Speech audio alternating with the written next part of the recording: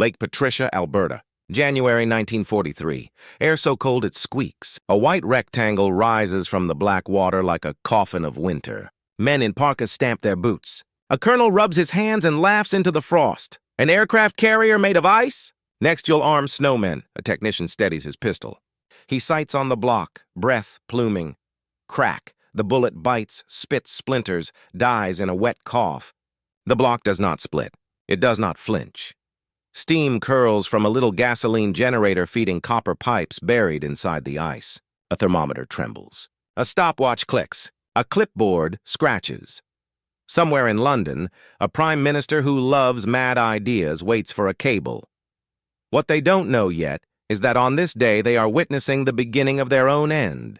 The monster began with a problem no fleet could solve with pride alone: the mid-Atlantic gap. U-boats were killing the ocean. Convoys starved for air cover between Newfoundland and Ireland. Steel carriers were too precious and too slow to build. Escort carriers helped, but not enough, not soon. Enter Geoffrey Pyke, eccentric, brilliant, a strategist who looked sideways at impossible walls. He proposed a weapon of winter, a floating airfield so vast U-boats would be small as fleas beside it. Build it not from steel you don't have, but from water and wood pulp you can steal from a forest. Freeze a mountain. Tow it to war. Name it, biblically with a K, Habbakuk. The material that made the pitch credible wasn't ordinary ice. It was Pykrete, ice plus cellulose fibers, wood pulp, frozen into a composite that scars instead of shattering. Strong in compression, tough against impact. It could be cast in huge molds, repaired with a hose, and, as the lab notes like to say, floats even when heavily perforated. Engineers grimaced and reached for numbers. A ship the size of a small island would need stiffness, ductility, insulation, refrigeration. You could sculpt compartments like a beaver carves a lodge, but the heat of the sea and sun would eat your miracle from the inside out. You would need to reverse the logic of a ship. Keep the outside hard with cold veins pumping through its body. The first diagrams looked like jokes, and then, suddenly, like plans.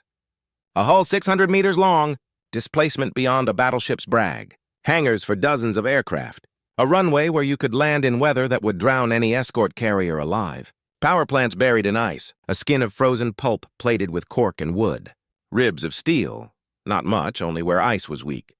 Propellers the size of houses, rudders big as cliffs, critics struck with familiar knives, weight intolerable, drag biblical, maneuvering wishful, repair, a dance with entropy. Towing such a mass through storms? You might as well tow the shoreline, but experiments in London basements and Canadian lakes kept refusing to fail. Pykrete resisted bullets, chisels, even an axe that bounced with a shocked ring. At 15 degrees C, it behaved like a slow metal. At just below freezing, it crept, deformed, sighed, but it didn't explode into defeat like pure ice. The project won friends in high rooms.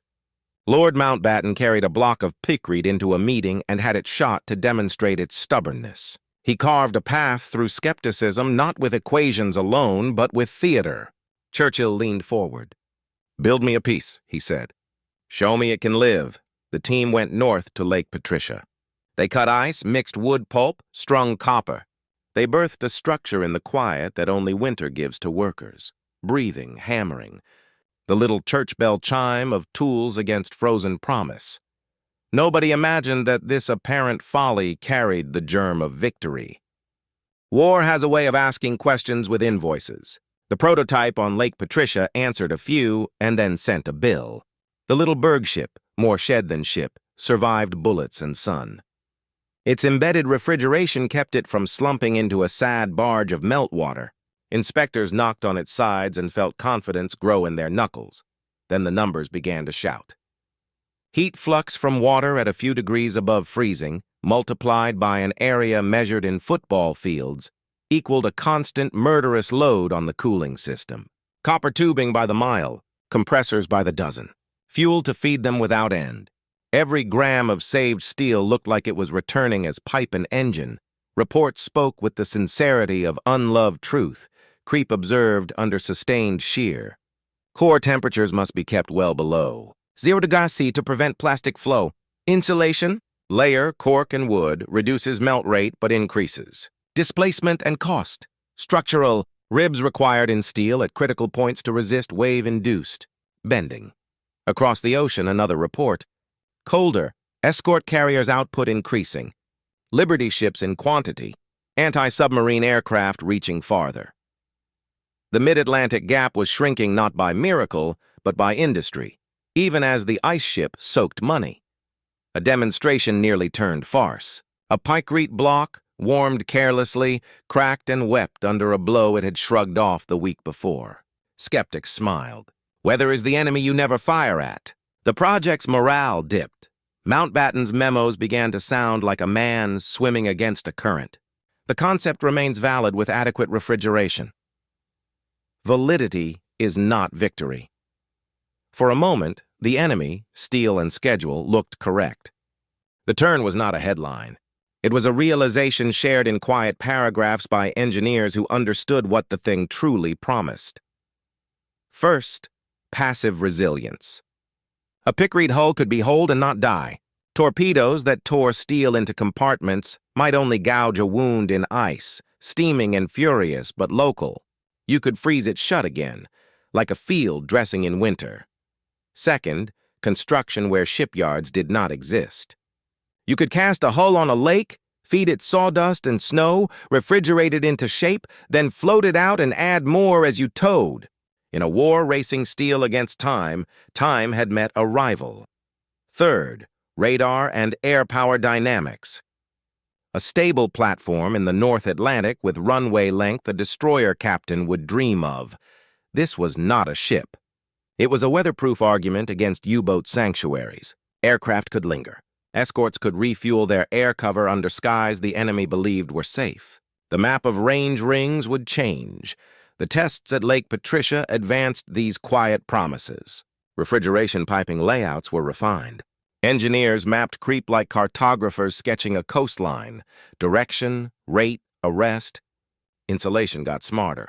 Cork panels, layers of wood, tar paper, paint, anything to slow the knife of thaw. A demonstration for a circle of powerful men went almost right. A bullet test behaved. A chisel test impressed. A torch hissed and left a scar that refroze into strength. In their notebooks, some men wrote what others only thought. Feasible. But feasibility lives at the mercy of context.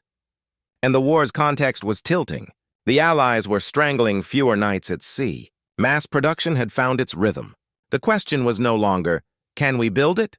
But why build it now? Still, a symbol had formed. Winter made into weapon by plumbing and pulp. The idea would not melt so easily. The terror here is statistical, not cinematic. It is the terror U-boats felt when aircraft loitered where none had loitered before. It is the terror of a doctrine that says your sanctuary is a rumor. Short sentences because that is how inevitability speaks. Imagine, a platform in the gap. Aircraft take off, land, take off again. Convoys do not call for help. They carry it with them. Wolf-pack surface, see silhouettes dive and find sky waiting when they rise. Range rings overlap across the Atlantic like armor plates. Numbers, because war believes them. A runway long enough for patrol bombers to use safely in weather that grounded smaller decks. A hull massive enough to ride, swell with the calm of a hill. Storage for fuel, workshops, radar, barracks. Not a fleet of such things, 1, 2, 3. Place them where escorts thin and the air goes silent. The silence would end. Psychology.